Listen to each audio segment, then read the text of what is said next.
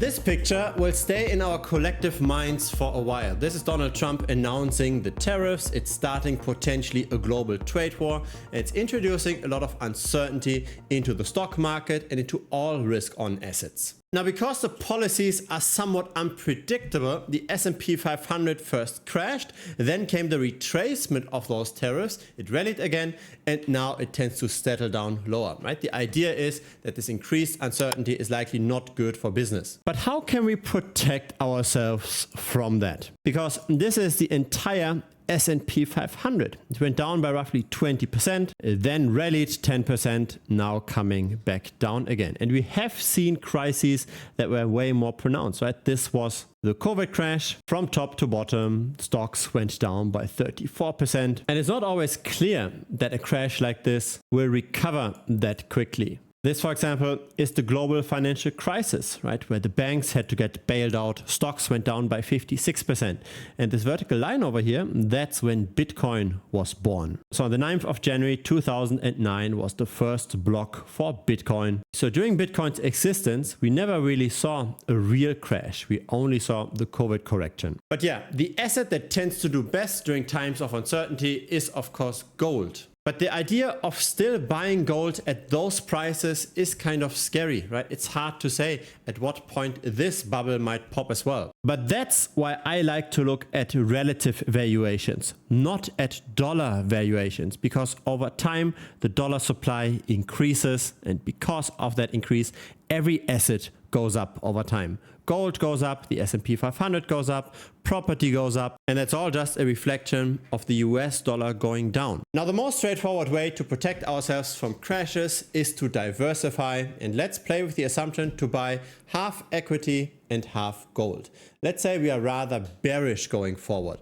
How much do we actually get protected from crashes like this? Here is the answer. So in white, we've got the S&P 500, and in green, we've got gold plus the S&P 500. So that combined portfolio only dropped by 10%. Again, the S&P 500 dropped much more, roughly 20%. In general, we see how the combined portfolio tends to have a bit less volatility. The crashes tend to be less pronounced compared to just owning stocks. We also see that depending on the time frame, that combined portfolio can even outperform just plain stocks. Right? People say that when you own gold, that you're on average performing much worse than the S&P 500. But even here, over the time frame of 20 years, that was not necessarily true. We just got a better Sharpe ratio. We got a better risk to reward. The volatility went down. The performance was same or even a bit better. But again, it does feel kind of wrong to buy gold right now. But let's put things into perspective. Since the dollar is devaluing over time, a better measure to figure out where gold is relatively speaking is to look at relative valuations. So let's say gold relative to the S&P 500, gold relative to the money supply. And so here it is. This is the gold price relative to the S&P 500. And this chart starts in 1906. So it's roughly 120 years of data. And we can see quite a bit of volatility, but also somewhat of a stable trading range, right? Isn't it interesting how gold tends to peak at very similar levels, even though we've got 40 years in between those two data points, and how it also tends to bottom in similar areas as well. According to this very long-term chart, gold still has a lot of potential upside. That's 600% versus the S&P 500. Now, I find this chart fascinating because it shows us how important asset class selection is.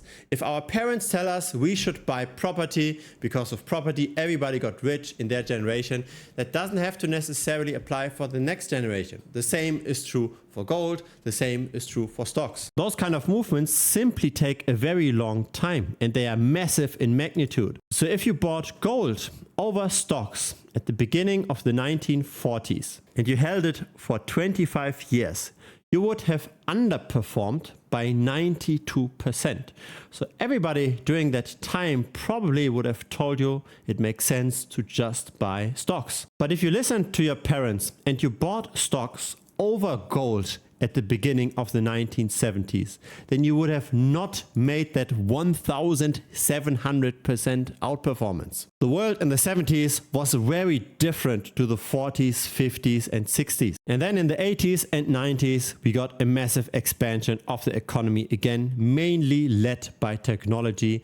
And again, if you were too hyped about your gold gains that you made in the 70s and you bought gold over stocks at the beginning of the 80s, you would have underperformed by 97%. So that's roughly a 30x difference. That's how much asset class selection matters. Everybody is always so hyper focused about the individual asset within the asset class, right? So what kind of stock should I buy?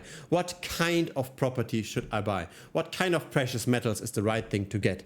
But actually, the much more important decision, I think, is what kind of asset class should I now focus on? Because even though you picked the perfect equity, why gold just outperformed equities that massively during the 70s, you still wouldn't have done that well. And so when we see now gold at those all-time highs at $3,200, relative to stocks, the rally doesn't really seem that bad. Right? It's just something we've seen multiple times in the past. It appears as if stocks are still overvalued. And that's actually how I'm personally set up as well. I own more gold than I own equities. Of course, I have to own a few equities because of mandatory retirement funds, etc. But for my liquid, directly available capital, I prefer precious metals still. Now, I think that this relative valuation here is mainly due to stocks being expensive.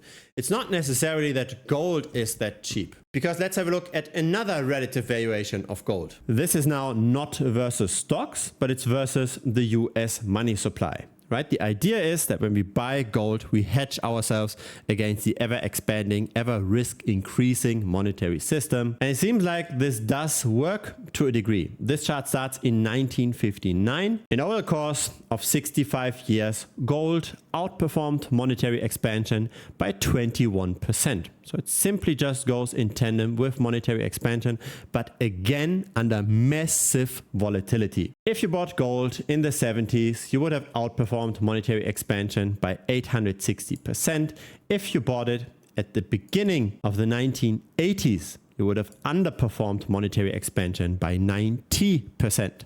So again, this is about being in the right asset class at the right time. So is gold expensive now? We have seen higher prices in the past. But maybe after another 20% gain or so from here, we might already consider to take some profit. Unless, of course, the world goes into a massive, massive crisis. Right? If we see something similar to the end of the 1970s, and if there's really another Bretton Woods and things get completely changed across the globe in terms of trade agreements, in terms of peace negotiations, etc., then owning some gold might still make sense.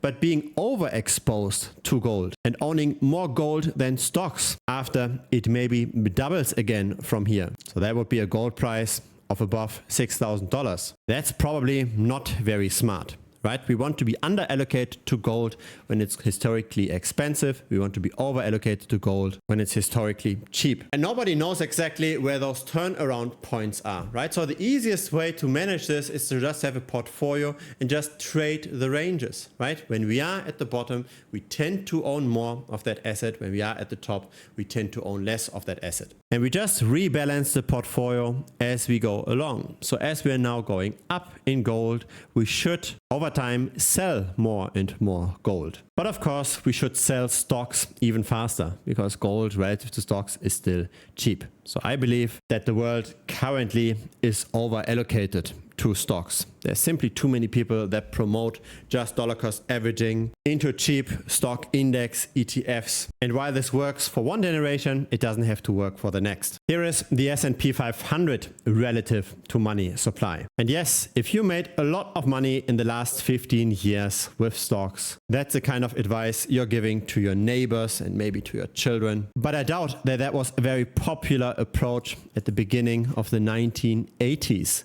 Most people lost money with stocks, and that was over the course of 20 years relative to money supply. Now in US dollars, just measured in nominal value, the S&P 500 did okay. But again, the money devalues over time. A dollar today is worth much, much more than a dollar 20 years from now. So really, to get your purchasing power back, it might take 35 years, more than an entire generation. Yes, many people recently became millionaires just by saving and by putting that money into the S&P 500. But will that still be the case over the next 10 years? I've got my doubts. Relative to the monetary base, so in terms of purchasing power, we have seen drops of more than 70% 2 times in the stock market, actually more than that, but this chart only starts in the 1960s. So when people say that Bitcoin is super risky and that Bitcoin can fall 60-70% in the span of a year, yes, it is risky, but so are stocks. Bitcoin is simply just stocks on steroids. It tends to also come out of a bear market quicker. So there's an argument to be made that maybe Bitcoin is even less risky than stocks, because it doesn't take an entire generation in order to get your purchasing power back. It might just take a year or 2. Now, some people say that Bitcoin is actually fundamentally a risk-off asset because it's out of the traditional financial system and because it's a global asset. It's not connected to the dollar, and so it competes in theory with gold. But of course, that's not necessarily true. When the stock market is going down, then Bitcoin tends to go down as well, but gold tends to go up. But let's have a look at gold relative to Bitcoin. Isn't that an interesting chart? It seems like those bottoms align relatively well, those tops align relatively well, and those are just 2 curved lines. So there's nothing scientific about this. This is just very simple technical analysis. And one might make the argument that gold still has the potential to outperform Bitcoin by another 75% or so. Does that mean that the gold price is going up by that much? No, I think it mainly means that Bitcoin will go down. It's probably going to be a combination of both. If it's your first time here, feel free to subscribe. I publish videos regularly. A like would be very much appreciated as well. It helps the channel grow. Feel free to also check out the premium membership. That's down below. If you're more active in trading, if you want to learn about portfolio management, etc., then that's down below. I publish my view on the market regularly over there, and there's also more than 100 tutorial videos. See you next time on YouTube, or see you in premium. Cheers!